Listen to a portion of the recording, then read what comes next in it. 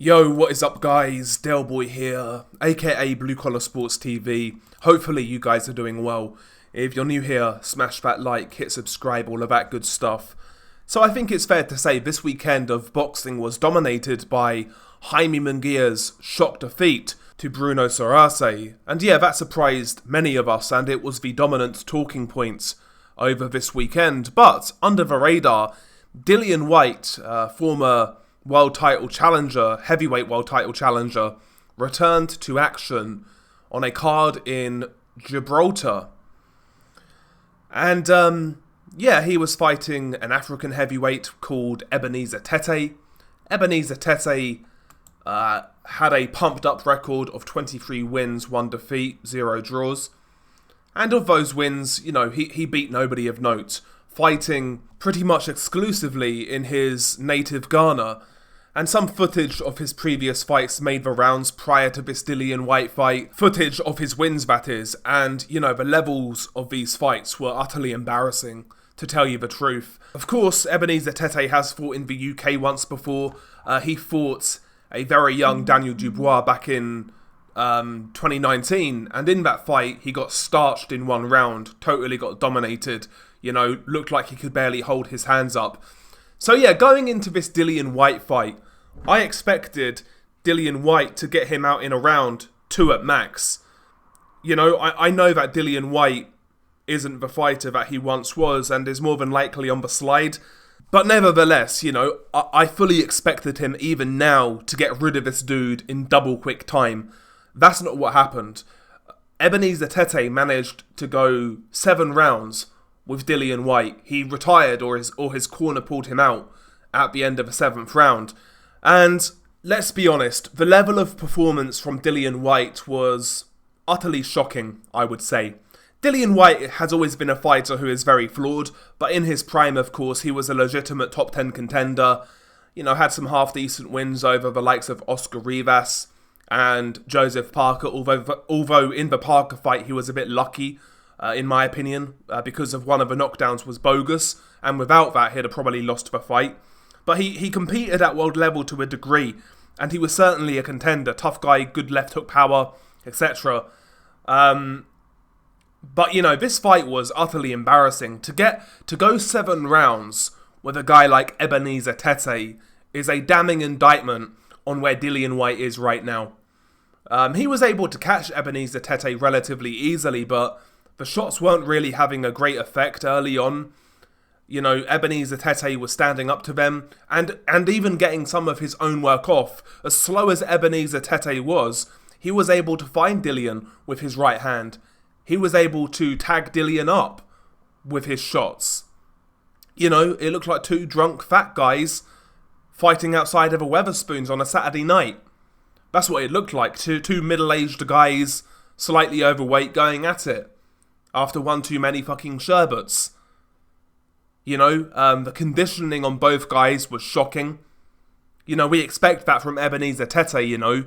I doubt he's a full-time professional boxer.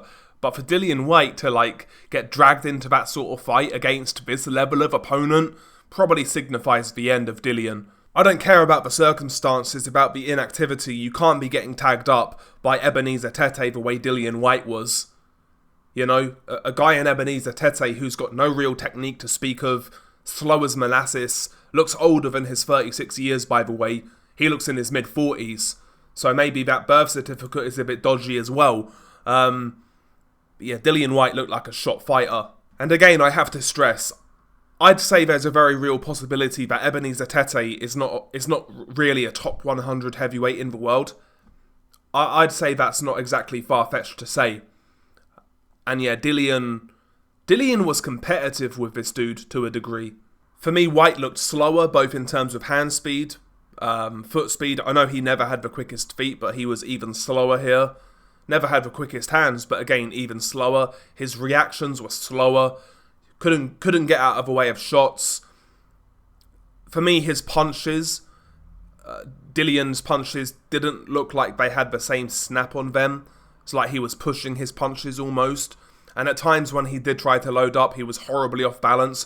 I know that's always been an issue with Dillian Whyte, but it was like tenfold in this fight, with Ebenezer Tetteh. Again, it was like both guys downed a few pints before they got in the ring. It was so sloppy. So sloppy. Both men were so sloppy.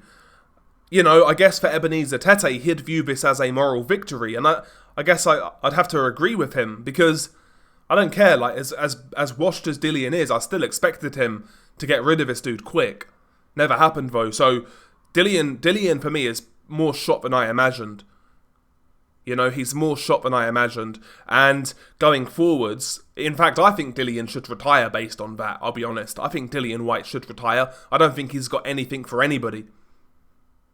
You know, when Okolie went to heavyweight, he's just gone to heavyweight. He knocked out his opponent who was overmatched on his heavyweight debut. I said that Okolie versus Dillian Whyte could be interesting. Like, it could be an interesting fight for Okolie at heavyweight. You know, it could tell us something about Okolie at heavyweight. Well, based on what I saw, Okolie would knock out Dillian in a round or two.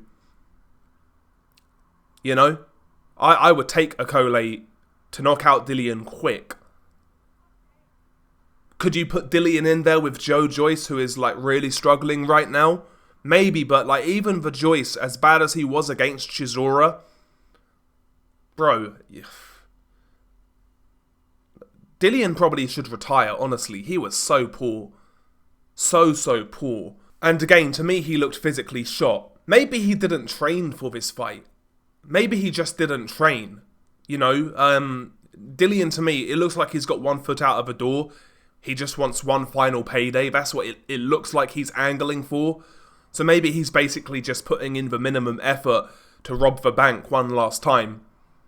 You know, because that's a trend in British boxing. It's a trend in modern British boxing. And it's a trend I don't like. And it's a trend that, for whatever reason, a lot of people in this country don't like to call out. You know, fighters who are coming to the end and they'll aim for that one final payday, but they don't really put in the effort. They go in with a losing mindset. They go in, again, with one foot out of the door, and they'll rob the fans. We've seen that so many times in British boxing in recent years. You know, that's how the Amir Khan-Kell Brook fight happened, for example. Look at Sonny Edwards' piss-poor performance the other week against Galal Yafai. You know, went in that fight with no ambition at all. But he had a fight left, he could get it. So he basically, again, he robbed the bank, he robbed the fans.